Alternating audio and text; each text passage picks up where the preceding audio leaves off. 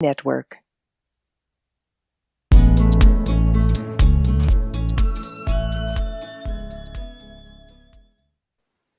Hello and welcome to the No BS Spiritual Book Club's face-to-face with video series in which we invite respected authors, speakers, teachers and researchers to share the stories behind the 10 books that influenced them the most on their life journey.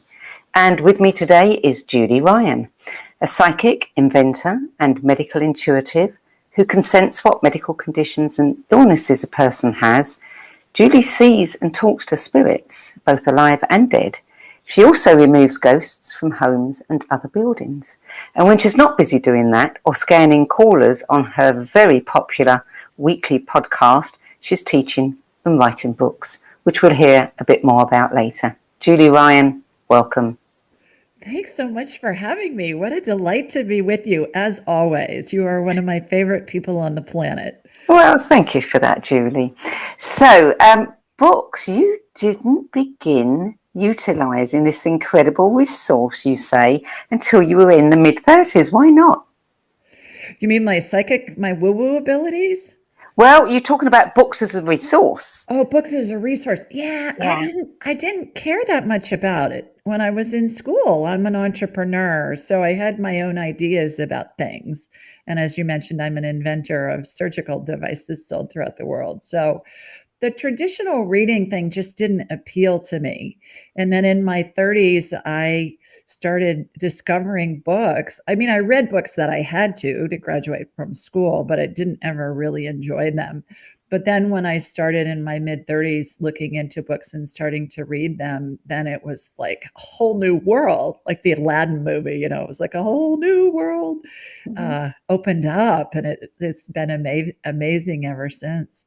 So did you start reading books because you were interested with your spiritual abilities coming to the fore, or was there another reason that prompted you to start picking up books?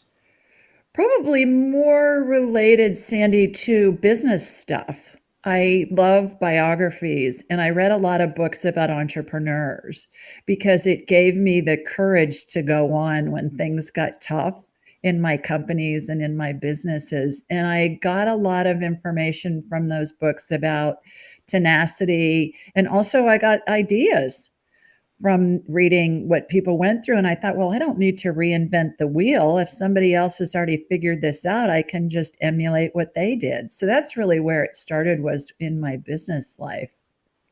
So what was it like for you to have to go back over your reading history and pick just 10 books that had an influence on you? Well, you limited me because you told me they had to be spiritual books. Yeah. So, and I think actually we pared down the list because I sent you some books that were business books that were very influential. And you said, no, we're not going to put those in. And I said, okay. So when I went back over my spiritual books, there are two in particular that really come to mind first. And I talk about them in my book, Angelic Attendants, and those books, the first one was Anatomy of the Spirit by Carolyn Mace. And it talked about her being a medical intuitive. And I thought, what the heck is that? I'd never heard that term before. And so I read that book and I wanted to know more. And at that time, we didn't have the internet yet. That's right. I did the old-fashioned thing and I went to a bookstore because I thought a bookstore would have more information than my local library, perhaps. So I thought, well, I'll try the bookstore first. And when I was there, we hear stories about that were led to books. Carolyn Mace's Anatomy of the Spirit was given to me by a friend. And then I wanted to know more. So I went to the bookstore and I found Hands of Light by Barbara Brennan, who's a former NASA physicist who parlayed very complex quantum physics principles into understandable English for the non-scientific mind. That would be me. And I wanted to know more again. And so that really is what led me into the work that I do now. So those two books, and they're first and second on your list. So that's the order in which you read them. Yes. Yeah.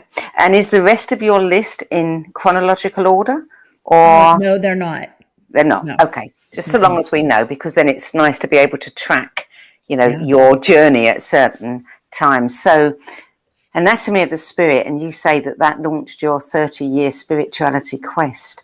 So what was it like for you to, I mean, did that really blow your mind, that book? It did, because she was using energy to heal, to help heal people. And then Barbara Brennan, of course, was coming at it from a scientific standpoint. And I had been in the medical field for quite a while at that point. So I thought, oh gosh, I'm working, inventing and designing products to help people heal. Maybe this could be another part of the equation. I was always interested in the healing thing, but I didn't want to go to school to be a doctor or a nurse. I wasn't called to do that. I was called to be a businesswoman. And so that intrigued me with Carolyn Mace's book. And then right after that was Barbara Brennan's book. So Barbara Brennan's book, I mean, that was just an amazing, amazing book, I thought, when I came across it. What did you make of that book? What was it specifically? Was it the fact that she had such a credible background and she was talking about quantum physics? Yes, and then that she had techniques that she used to help facilitate healing, and that when she was working on somebody, it could be measured in a physics lab at a university. They would measure her and they could tell what the frequency was of the energy that was being sent. So I was raised Roman Catholic, Sandie, and as little children being raised Catholic, we're taught about angels and saints and Holy Spirit and, all that kind of stuff. So I think it set me up certainly to have that foundation of, all right, well, maybe there really is something to this. And it's not just stuff in the Bible and all of that. And so I was intrigued by that. And I called Barbara's school, which at the time was on Long Island in New York. And I said, do you have anybody teaching this stuff in my area? And sure enough, they did. And so then I trained with a woman who had graduated from Barbara's program, and she used her own methodologies and incorporated them into Barbara's books. But Barbara's books were my textbook that I learned when I was studying that stuff. And since that time, fast forward 45 years, from when she wrote that book. And this is what I teach people around the world, but it's very streamlined. That was her way. Of course, we all learn something and then we add our own techniques and our own experiences in there, and we come up with our own mix. So what was it like for you to discover that you actually had these abilities yourself? Well, what I learned was that I could learn how to do all this stuff. And what I've learned since then is that everybody has this ability. It's just a matter of developing and enhancing it. I laugh. I say, I'm not one of those psychics who's had dead people chasing her since childhood, or if I did, I didn't know it, let alone what I would have done with that information. So I learned how to do all of this stuff. And whether people think they have any abilities or not, everybody does. It's just learning to develop and enhance it then. So book number 3 on your list is one that I've not come across before. Death is But a Dream. Yeah. Finding Hope and Meaning at Life's End. And this was written by Christopher Kerr, who was the director of a large hospice practice in Buffalo, New York. That's right. He still is. And he's an MD, PhD, so I call him a doctor. He's a doctor. A doctor. And I ran across him, Sandie, and it's a fun story. And actually on my YouTube channel is an interview with him. And how I found out about him, I really believe it was divine guidance, because I was looking online on YouTube to find out, I was looking for a tutorial to teach me how to change the battery in my car key fob.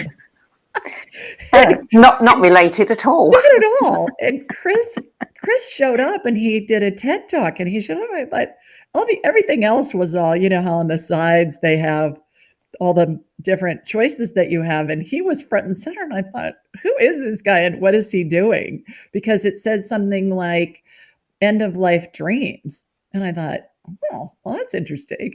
So I checked it. I watched his TED talk. Well, come to find out, he did research on 1,400 hospice patients who report 90% of whom, I think it's 88 point something percent of whom, report seeing the spirits of deceased loved ones and the spirits of deceased pets as they're approaching death. And that's what my book, Angelic Attendants, is about, is how we're all surrounded by angels and deceased loved ones as we're dying.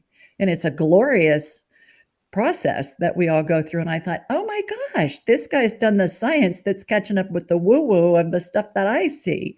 And we talk about the same thing, but his book corroborates everything that I see. So I tease him and I say, my book's the yin and his book's the yang. Mine's the spiritual side. His is the medical and the research side. Yeah. So yeah. that book has been very influential, because when my book is being normally given to people who have a loved one who's dying or who have lost a loved one recently, it brings them lots of comfort.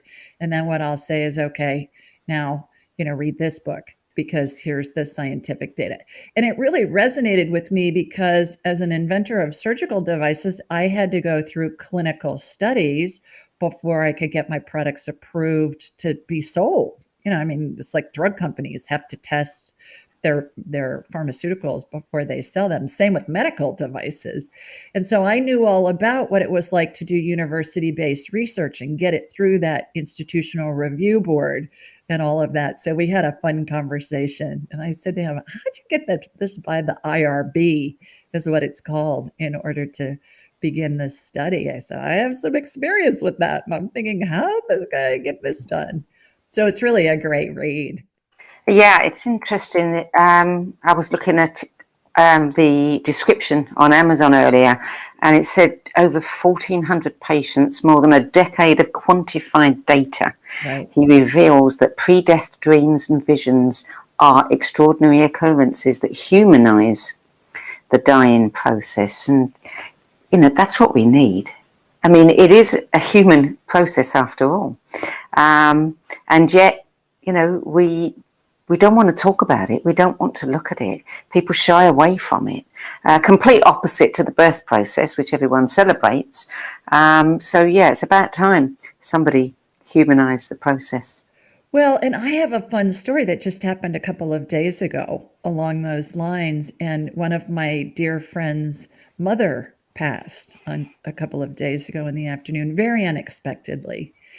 And she was in an assisted living place, and my friend Lisa had heard from her mother for the past couple of months that her mother was going to go live with her mother, Lisa's grandmother, who'd been dead for over 40 years.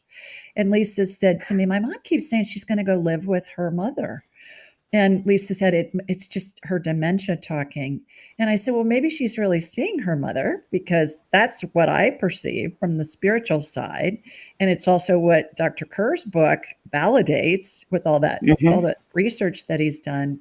And so lo and behold, when she passed, I said, see, she really was seeing her mom. And her mom was saying, we'll be together again soon. And that's what she was telling you. But you just thought it was dementia. So I think the point of the story is for us to believe our loved ones when they say they're seeing deceased loved ones who've been dead perhaps for decades, and they're seeing the spirits of deceased pets, because they really are. And so my book and Chris's book talk about the same thing. And I think too, along those lines too, Sandie, is that we're so afraid, to your point, of dying. And it's been bastardized throughout history. When you die, are you going to fly or are you going to fry? You're going to go to heaven or you're going to go to hell. And I'm here to tell you that not only all dogs go to heaven, but all people go to heaven as well.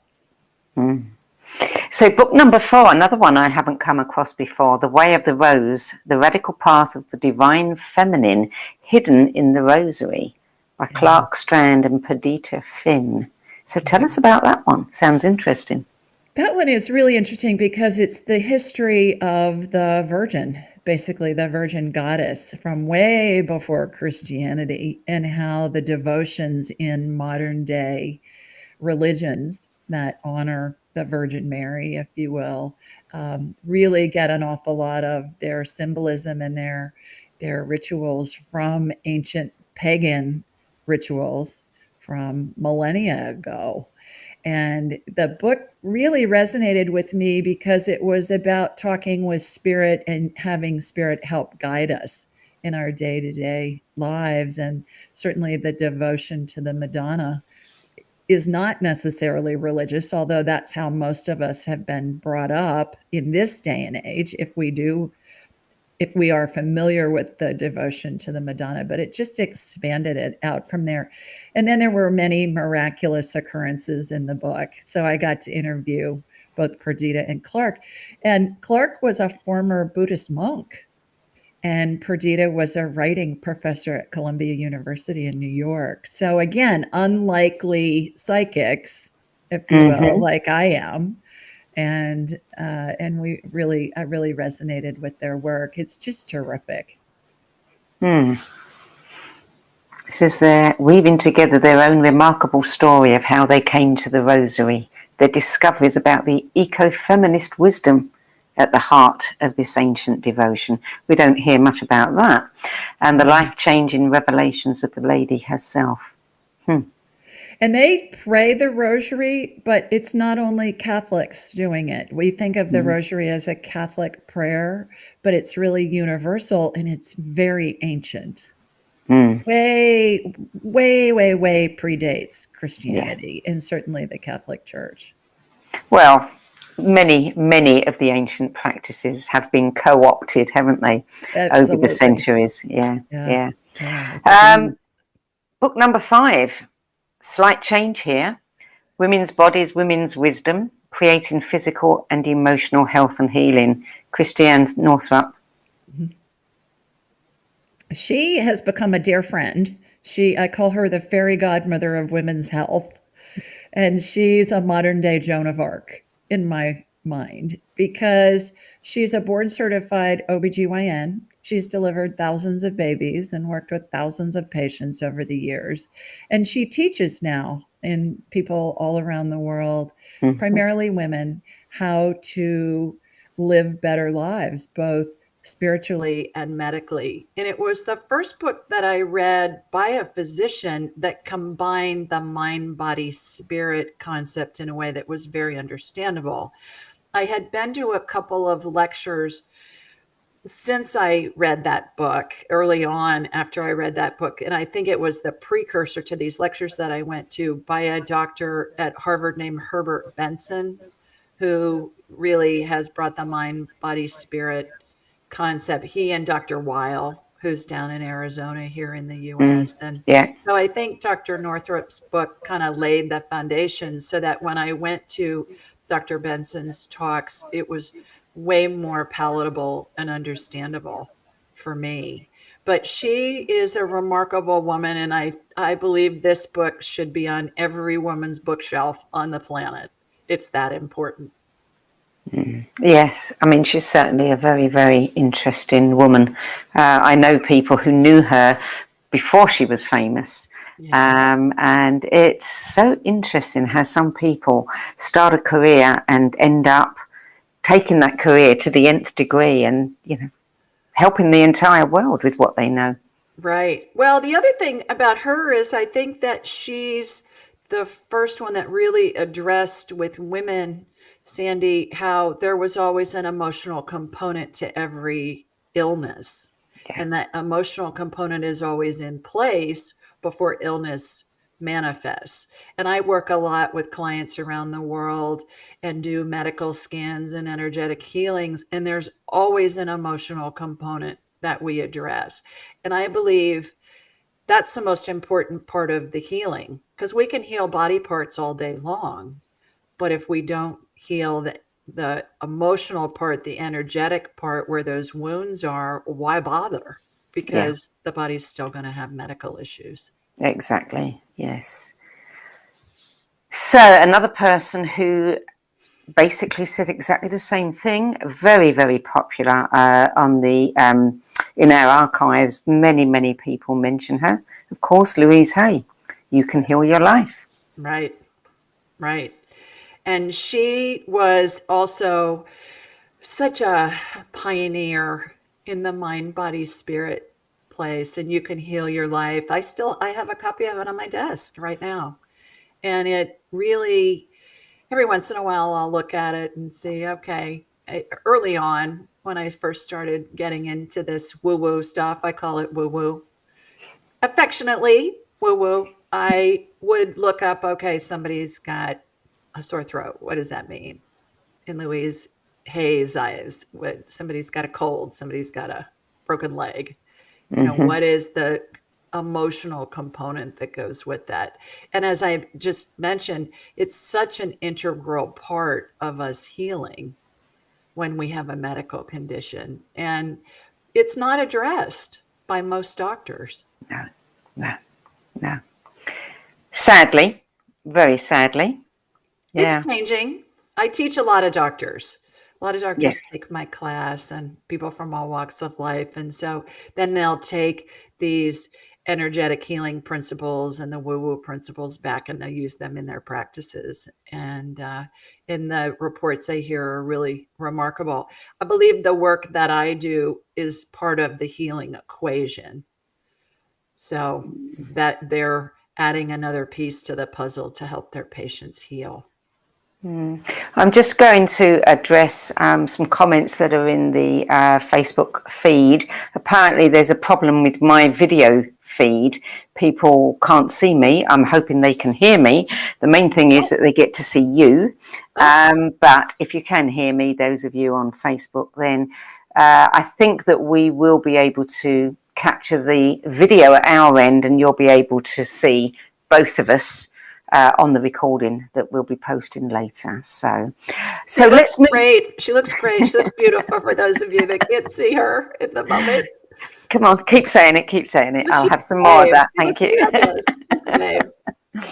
So number 7, this book is a favorite of mine because I read this probably soon after it was published because I love the actress Shirley MacLaine, Out on a Limb, and it was such a novelty and also so refreshing to actually read a book by someone who was very well known for something else, and she was putting her whole career on the line by talking about this. And I remember some of the early interviews she did, certainly on British TV, where they were really making fun of her for being woo-woo, as you say, but bless her heart, I mean, she stuck to her guns all the way through. So where were you when you came across this book, and what did this book do for you? Out on a Limb by Shirley MacLaine is the book that we're talking about. And I saw her on Oprah. I used to have a video recorder back in the day. And so I would record the Oprah show in the mid-afternoon because I was working, and then I'd watch it later in the evening or on another day. And I, like you, was a big fan of Shirley MacLaine's because she was at the height of her career as an actress and a song and dance woman. And my goodness, she worked with all the biggest stars on the planet. And she always came off as a little zany in some of her roles. And then she started getting more sophisticated in her roles, like Terms of Endearment. I remember seeing her. You remember that movie? Yes, I do. I was in my 20s when that came out. And I remember being on a date and we went to the movie to see it. And I remember holding my breath in that movie because I was afraid if I breathed, I would sob. I would let out some kind of a moan or sob or something. And so she's such a fine actress and performer. And when she came out with this information on these different experiences that she was having from a spiritual standpoint, boy, it really resonated with me. Not so much because I had similar experiences because I hadn't at that point, but it was just, I found it fascinating. And I thought she was very courageous, to your point, Sandie, that she was willing to put herself out there, because I know I went through the same thing before I started releasing some of my work in my first book, because I thought, I'm a businesswoman. People are going to think I'm nuts. This can hurt my companies and hurt my career. And come to find out it didn't at all, but it certainly was a fear. And I think Oprah has done a great job too of highlighting people like Shirley MacLaine on her show when she had it all those years. And she still does on the platforms in which she's utilizing now. And she has always combined spirituality into other aspects of life. So I give them both a lot of credit. But that's where I first learned about Shirley's abilities to perceive spirit and communicate with spirit. Did you read any of her other books? Oh yeah. Oh yeah. Yeah. When she did was it the Camino? She did the Ah, walk. Yeah, yeah. that was amazing. I think I've read all of her books, Yeah. actually. Yeah. Yeah. Yeah. And she is getting to be quite elderly, but she seems to be still very, very with it and very active. And I see pictures of her every once in a while online Mm, or yeah. something. I actually sent her a copy of my book to New Mexico, but I don't think she's living there anymore because it was returned. So I have to figure out how I can get her address and send. I had written her a thank you note and I sent her a copy of my Angelic Attendants. And I thought, honey, you helped me do this. So I wanted to Well, share that. exactly. I mean, I've been thinking for some time, wouldn't I like to have her 10 best list? Oh, sure. Mm, Absolutely. yeah. Yeah. And her story. Well, and Um, she's very into UFOs and aliens and that kind of thing too, which I don't focus on at all. I have had experiences with them with clients. May I share a fun, quick story with sure. Go you ahead. about that? I had a client or I had a gentleman call into my show, which is a call-in show every Thursday night, and he said, "Do I have any past lives in which are or that are basically influencing what I do in this life?" And I said, "Well, what do you do?" And he said, "I'm an engineer." And I said, "Okay." So what I did was I did a past life scan on him, and this past life came up, and it was on another planet. And when I first saw it, it looked like the set from Star Wars, the Star Wars movie. And I thought, well, maybe this is a future thing. But then I got the year was 1938, I believe. It's my episode 31. If anybody wants to listen to it, Ask Julie Ryan, episode 31. So I started getting all this information, and I got that he was in charge of the electrical grid of this settlement. It looked like a city, again, like out of a Star Wars set. And I said to him, "What kind of engineer are you?" And he said, I'm an electrical engineer." I said, "Well, there you go." Mm, So that's a quick example where I'll see past lives or other entities from different universes and different planets that will come in and communicate. But I certainly am not focused on UFOs or on aliens like Shirley was. Although it's in the news a lot lately, isn't it? All it of a is in the sudden. news a lot lately. Some Yeah. people say that angels are beings from another planet. Well, it's feasible. We'll find out when we're dead. You know, and who knows, we might be angels to other beings from other planets, you know. Well, there you go. I don't think any of us really know, so it's all speculation, but it's interesting to ponder. I agree. Yeah.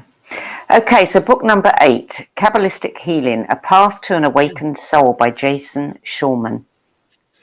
That was another one of my textbooks, Sandie, in the classes that I took. I went through 6 years of intensive study on how to do all of this stuff that I do. So I laugh. I say I'm a businesswoman who learned how to do woo woo, and I'm a buffet of psychicness. So we do medical stuff. I do pet stuff. I do past life stuff. I can tell how close to death somebody is. We can talk to angels, spirit guides, whatever. Once you connect with spirit, you can take it anywhere you want.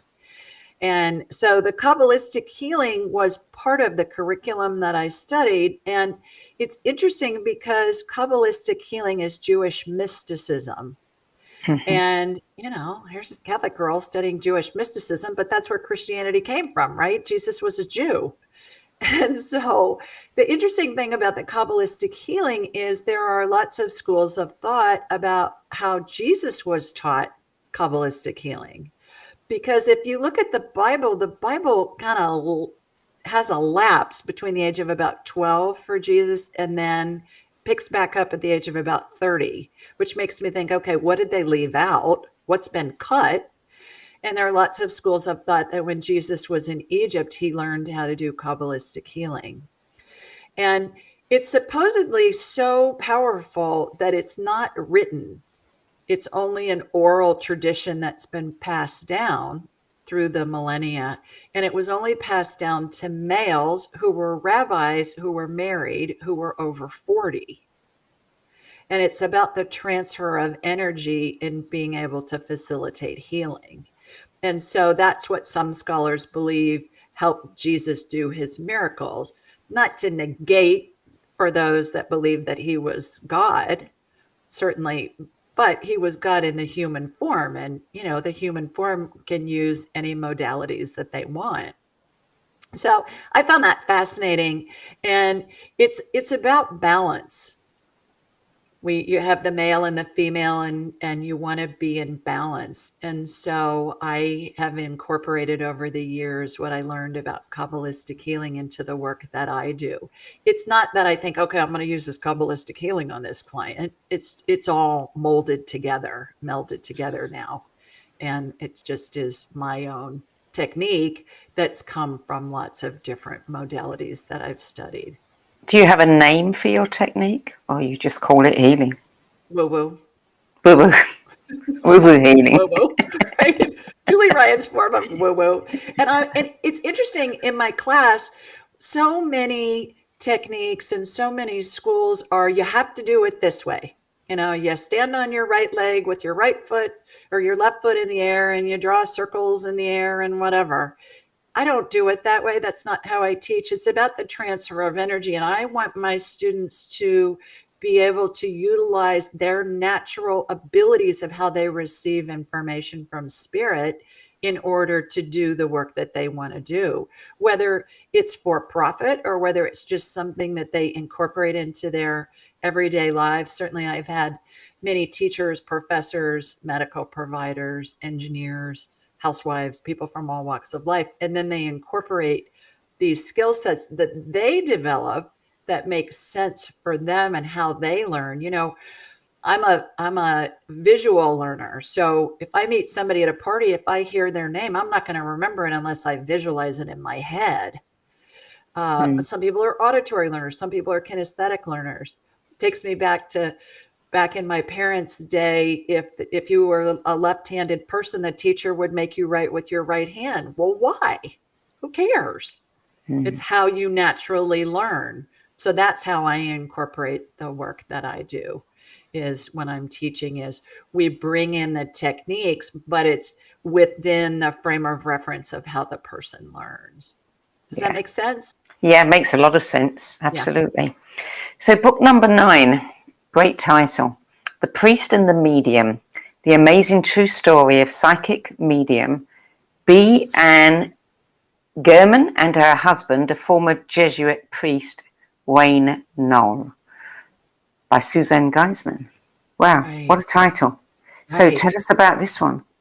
That one was fun. Suzanne's a friend of mine, and I read that book because the title intrigued me, and I thought, it's all the same spirit. Whether you're looking at it from a Jesuit perspective, certainly he's been ingrained with, this is how you look at it, and this is what the theology says, and this is what the philosophy says, and all of that. And that he married a medium who was kind of a wildcatter. She was getting information and helping people and communicating with spirit. It's all the same thing. And it's interesting to me how the religions have been so controlling in the different cultures to be able to control the masses. You've got to come through me, the priest, in order to get to God. Well, no, you don't. It's one way if you choose to do it, and it's all the same spirit. So I laugh because sometimes every once in a while I'll run into somebody and they'll say, well, I just don't believe in that. And I'll say, well, that's fine. And they'll say, well, I'm very religious, or I'm very whatever. And I'll say, great. Do you pray? And they'll say, yeah, of course I pray. And I'll say, to whom are you praying? And they'll say Jesus or the Virgin Mary or St. Anthony or whomever. And I'll say, oh, so is St. Anthony sitting on the couch in your living room when you're talking with him? And they'll say, well, no. And I'll say, oh, is he in spirit form? They'll say, yes. I said, oh, so you're talking to spirits when you're praying? And they'll say, well, it's not the same thing. I'll say, but oh, it is. And I think the Jesuit and the medium are a great example of that. It's all spirit. It's just a different way to communicate Yes. with spirit. Absolutely, absolutely. And I love the write-up on this book that she gave her first spirit readings to her teddy bears at the age of 5, and she was raised in the Mennonite tradition. Interesting that she left home at 14. He left home at 14 to go to seminary. And they say that the book shares the remarkable story of two soulmates on parallel paths with divergent beliefs, yet united in their love for God and each other. Yeah. Sums it all up, doesn't it? It doesn't matter what path you're on. Exactly. And I think it's a great example, too, of people that are joining and they have different methodologies to get to the same place, but they honor each other's different ways that they connect with spirit. It's not my way is right and yours is wrong. It's here's how I do it. Here's how you do it. Where can we meet in the middle? Yeah. Just respect each other's ways of doing it. Exactly. Yeah. So we come to book 10. Change your thoughts, change your life, living the wisdom of the Tao, Wayne Dyer. Right. Yeah, well, Dr. Dyer, God love him. His books just have been so instrumental in everybody's lives who have had the honor to read them, and he certainly has influenced me and impacted my life in a multitude of ways. And again, he's got that alphabet soup at the end of his name. He's got the PhD, he's got the degrees, and then he's bringing in the spiritual. And I know in his books, a lot of them, St. Francis was one of his spirit guides. So he talked to St. Francis all the time and was able to communicate with him. And I think the story with him about when he had leukemia at the end of his life and he had a healing, and for, I believe it was the last 5 or 6 years of his life, he'd go to the doctor, but he'd say, I don't care about hearing what the test results are because I feel great. And so he was able to live his life without any symptoms, regardless of what the tests were showing. And I think that's a great testament to how spiritual and energetic healing can work. And certainly prayer is a form of meditation. And we know that when a lot of people are focused on a certain outcome or a certain wish, that all that vibration is very impactful to help somebody heal. The prayer chains that we utilize when somebody's having surgery or they're ill, I think come Well, and into it's play proven very that clearly. prayer works. That it Absolutely. works. Yeah, they've studied Absolutely. prayer. And it's not, it's intention. It's focused intention. That's what it Right. is, Right. We You used put the thought and the emotion together and, you've got something powerful. we used to tease my mom, Sandie, because every once in a while there'd be somebody who was suffering and they were in their dying process, and they were just hanging on and hanging on. And so she'd go to church and light a candle. And so we used to tease her and say she was lighting killer candles because inevitably she'd light a candle and say a prayer, and then somebody would die within a couple of days. So we'd tease her. We'd say, do you need to go light one of those killer candles for whoever it is that's suffering so they can go on and go? So fun story. But yeah, the power of prayer is Yeah. really tremendous. Yeah. So there's your 10 books. What are you reading now? I am reading Toxic by Dr. Neil Nathan, and it's about mold toxicity and people who are exposed to mold and how to treat it, because I see so many clients, see in my mind's eye, when I scan them, who have had mold exposure and they've been to many doctors and they are not able to get well. The doctors don't know what's going on, and this guy's figured it out. He's one of my go-to guys on mold toxicity. So that's what I'm reading right now. I just finished reading a biography of a guy that oh gosh, I can look on my phone what it's called. I think it's called It's Good to Be Lucky, and by a guy named Andy Friendly.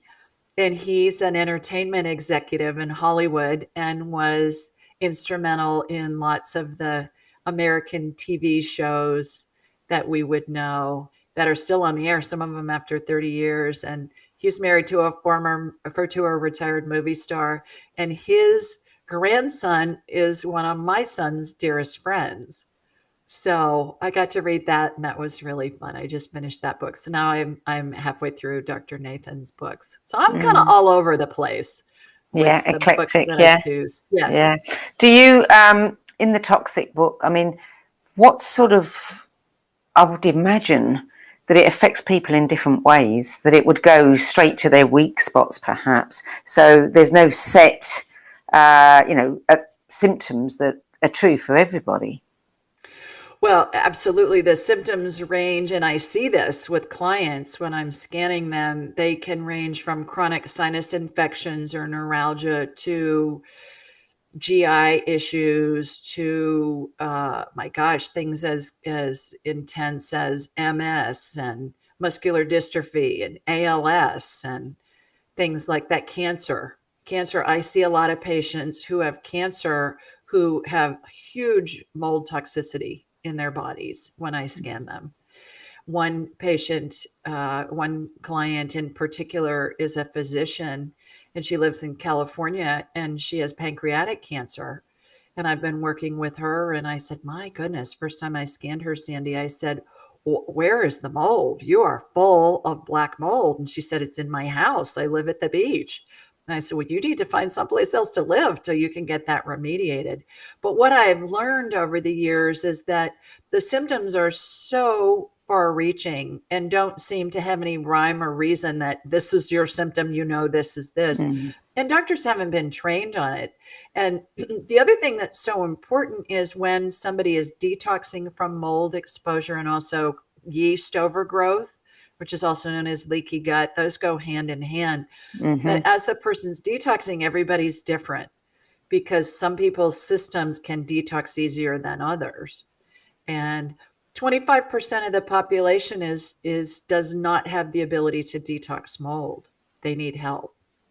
So how would one get tested? What kind of tests do they do? There are lots of tests that can be done. There are urine tests primarily where they can tell what kind of mold you've been exposed to. And I'm one of those 25% that if I walk in a room, I know instantly if there's a mold issue in there. And my husband, Sandie, is just totally oblivious. He has no reaction.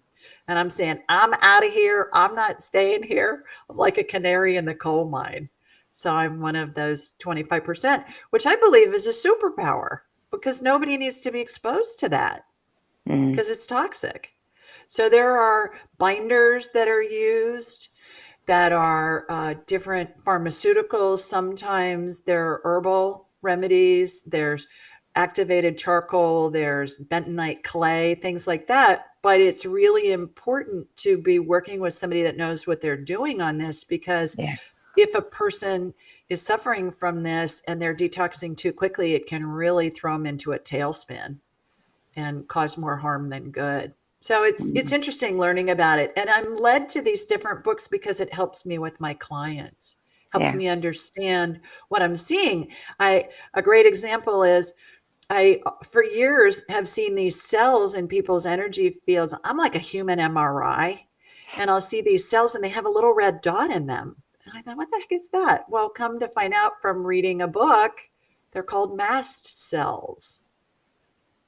I watch DNA healings. I watch other types of healings that emulate what I saw in operating rooms for all those years when I was in that business, developing and designing and inventing surgical devices. And that helps me know what's going on. So I just read the books that I'm led to read. It feels like spirit's guiding me to read certain books.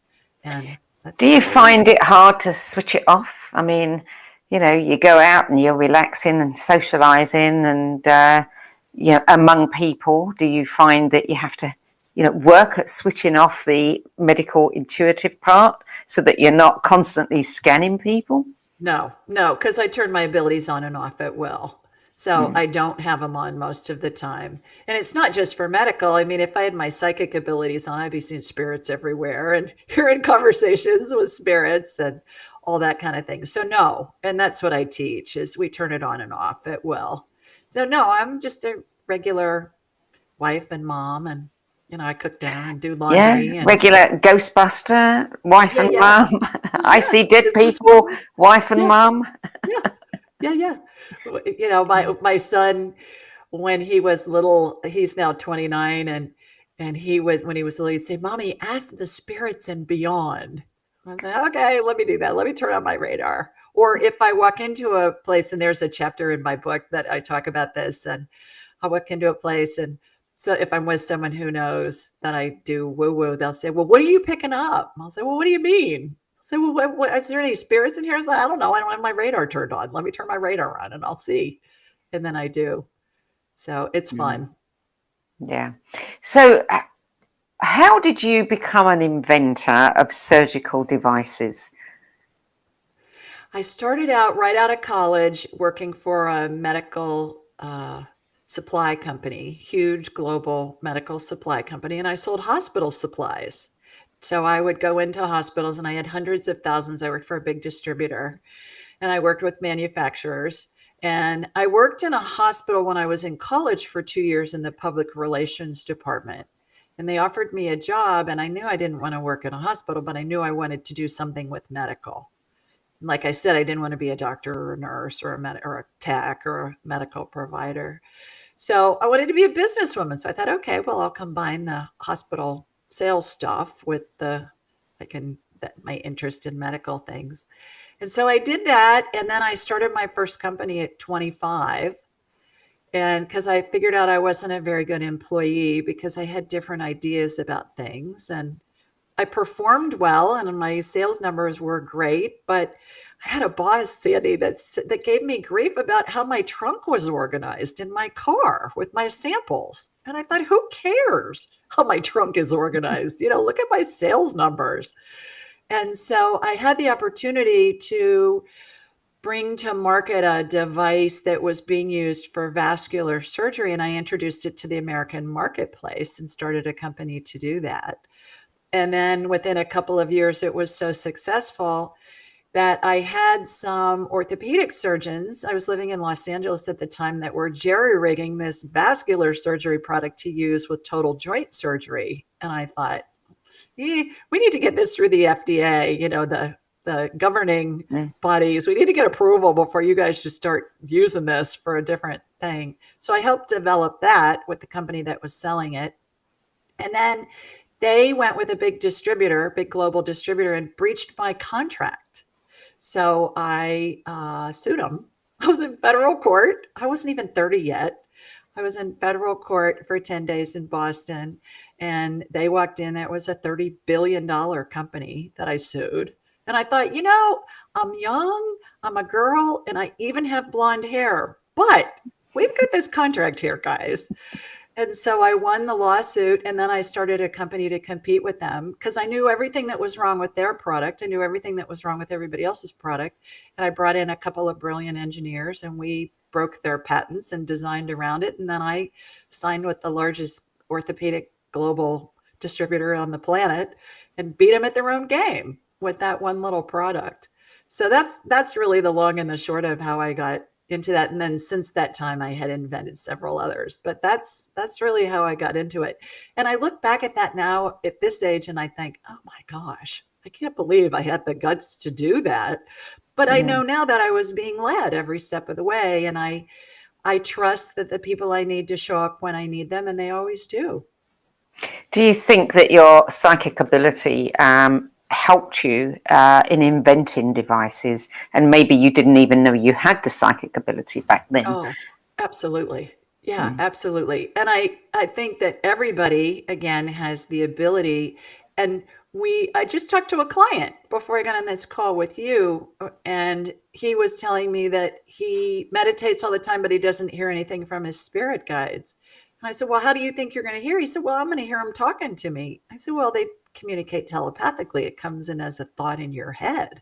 I said, they're communicating with you. You're just expecting it to be in a different way than what's really happening. Mm. So thoughts originate in the ethers. We pull them into our heads based on what we're thinking about. And that's how we're guided by our angels and our spirits. So certainly, I mean, how does a girl with a communications degree develop orthopedic surgery devices? That doesn't make sense. But that's what I've done. How does a girl with a communications degree have 9 companies in 5 industries that I've founded? I've had companies in industries that I didn't know anything about, but I was just interested in them. So absolutely, I was being led. Yeah, and that was long before I knew I could communicate with spirit. Now I do it Yeah. on purpose, which makes it even more fun. Yeah. Yeah. I remember reading a book some years ago. Somebody had gone to some of the top CEOs in America and asked them how they made their decisions. And a massive percentage of them said, it's my gut, Yeah. it's my intuition. And yet none of them would consider themselves psychic. Right. But I Yeah. talk to a lot of them.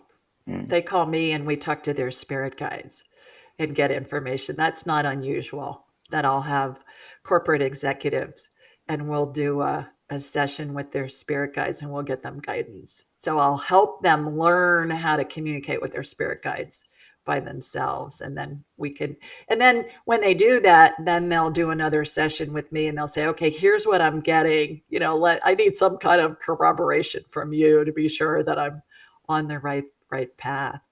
And I think the key really is paying attention to the thoughts that come into your head, but pay attention to how they feel. Because if they feel neutral or good, you're in alignment with your spirit. That is spirit talking to you. If you feel bad, you're out of alignment. And our emotions are an internal GPS system that we all have. And we're taught as children to control our emotions when what we need to be controlling is our thoughts. Yeah.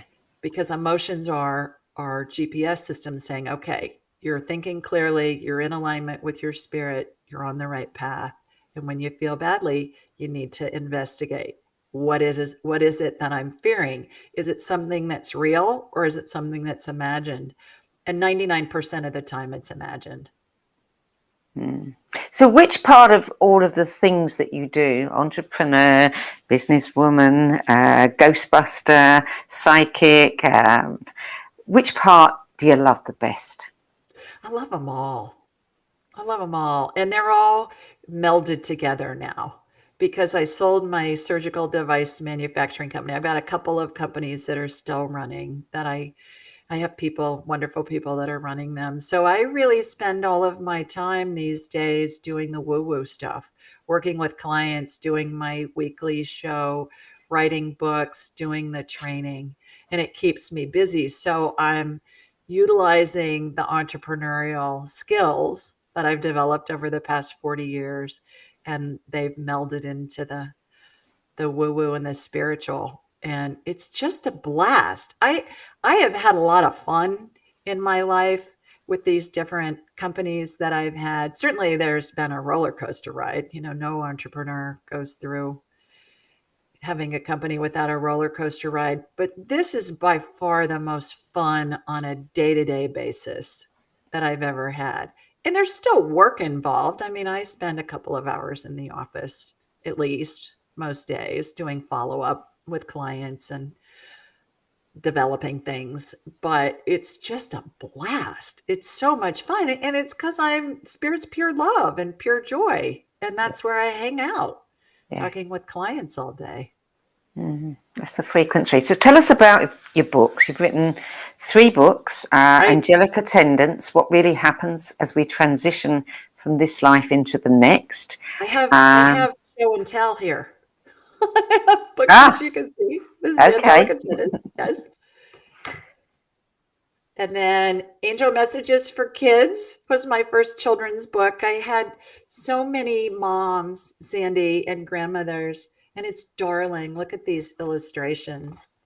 My illustrators in the UK, and they're colorful and kids love them. But I had so many moms over the years say to me, can you write a children's book so that we can explain to our small children how can they communicate and see spirits when I can't? And how do they know information from these spirits that we're able to corroborate? And this child can't read yet. How do they know this stuff? And then I've had moms say, well, my child knows things from past lives that we've been able to validate with historical data online. And again, this child can't read. This child's 4. They don't have any access to this data. Like things about battles and places where they lived in certain times and what was going on, and they're able to corroborate this information. And then lastly, and very commonly, how do we explain to our child when a loved one dies? How do we explain, well, grandma's in heaven now, granny's in heaven, and little Johnny's saying, no, she's not, she's in that box over there asleep because they're at the funeral home. And so that's what these children's books, this series of children's books has been all about. So that's Angel Messages for Kids. And then the sequel is Angel Messages for Dogs. So we talk about... So you're going to have to explain that one to me, because I'm sure the dogs aren't asking questions. No, it's about how dogs, what they do, and how a dog is a spirit and a body. And when the dog decides to become a puppy, it chooses the family that's going to love and take care of it. And here's what happens when a dog dies. But interspersed in that are a lot of fun things like, dogs can learn tricks for treats, and dogs like to greet other dogs, and there'll be a cute picture of a little tiny teacup poodle and a big Great Dane or something, meeting each other. So it gets the spiritual information in there in a fun, colorful way. And I just submitted the manuscript for Angel Messages for Cats to my illustrator, because that'll be out at the end of the year. Because I was getting grief from the cat lovers out there, Sandie, that were saying, okay, you wrote one for dogs, now you need one for cats. Yeah. So are you self-publishing? Yes, I am. And I really, actually, I turned down a couple of offers from big international publishers. And people said to me, are you nuts? What are you doing? And I said, I have several friends who are bestsellers who've all told me to do it myself because I can keep control of it. Absolutely. And I've had several of those bestsellers say to me, New York Times bestsellers say to me, when their contract is up, they're not going to go back with the big publishers, especially for somebody who is unknown. They don't do anything for you. No. I'm a businesswoman, so I hired an editor who's very well known and has worked in a lot of the mind, body, spirit space with New York Times bestsellers. I hired her. I hire illustrators. I hire the people that I need, the graphic artists and all of that. Mm-hmm. And my editor said to me, you don't need a publisher. You can do all of this on your own, especially with your business background. Yeah. So that's what I've done. It's an interesting industry, and it has completely changed since I entered it straight from school many years ago. And yes, once upon a time, self-publishing was considered vanity publishing. And now I tell all my clients, if you've got the opportunity to do it yourself, you make more money, you keep control. Your biggest challenge is you've got to promote it. Well, I have friends that are with big publishers, and the publishers are refusing to publicize their books. Well, that's also what's changed. Yeah, they're saying hire your own publicist, hire your own editor. It's like, okay, so what good is a publisher these days? I was told, well, we have contacts, we can get you on TV shows and stuff like that. I said, I can hire a PR firm. What are you doing for me? Yeah. The other thing is, I have a friend that's a New York Times bestseller, and his contact at his publisher left, and he hasn't been able to get anybody to return his phone calls for the past several months. Mm. Yeah. So, yeah. I love the publishing industry, and it's got to come up with a new way of doing business if it wants to stay alive. Otherwise, people will just be doing it themselves. And that's not a bad thing for some. Well, the other thing for me, 2 points. Number one, I didn't want to spend a lot of time finding an agent and shopping publishers. I had 2 publishers come to me through people that I knew who told these publishers about about my book. And it was wonderful to talk with them, but as I mentioned, I turned it down. The other thing is, I just wanted to mention that my publishing company is called Clement Inc., and it's named after Pope Clement VI, who is my spirit guide. So Pope Clement is the one who advises me on all things woo-woo, and so I named my publishing company after him, which is kind of fun. Well, another neat thing about publishing yourself means that you can give away as many books as you want to, and you are giving away one of your books. So tell people about it. That's right. Anybody that's listening, either now or in the future, that would like a copy of Angelic Attendants, What Really Happens as We Transition from This Life to the Next, this book here, or if they want one of the children's books, just put a note. Just go to AskJulieRyan.com, which is my website.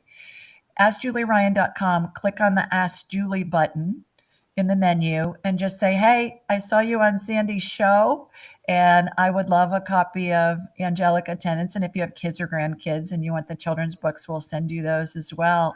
And we'll send you a digital and an audiobook version of the books. And it'll be my delight to share that with you. Because Angelic Attendants, what happens as we're dying, is the story about how angels and deceased loved ones surround us. And then there are lots of client stories in there that are just heartwarming. And they provide so much comfort to people, Sandie. And we're all going to be in that situation someday where someone we love is going to pass.